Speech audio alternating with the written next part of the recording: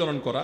একটা জাল হাদিস বানাইছে যে নবীজি দাঁত ভাঙছে এই জন্য হালুয়া খাইছে, এই জন্য আমরা হালুয়া খাই। মানে কত বড় চিটারি আপনি চিন্তা করেন।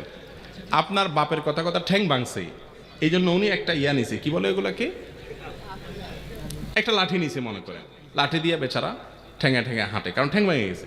এখন আপনি বাপের ছেলে বলতেছেন, উফ আমার বাপের শত্রুর সাথে লড়াই করতে গিয়া ঠ্যাং ভেঙে ফেলছে, অতএব বাপের প্রতি আমি ভালোবাসা প্রকাশ করতে গিয়ে আমার ভালা ঠ্যাঙে আমি একটা লাঠি নিয়ে খোঁড়াইতেছি।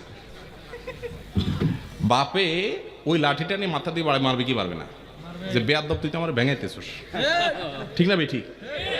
তো যদি নবীজি দাঁত ভাঙিয়া হালুয়া খাইয়া থাকেন, তো আপনিও দাঁতটা ভাঙেন, ভাঙিয়া হালুয়া খান।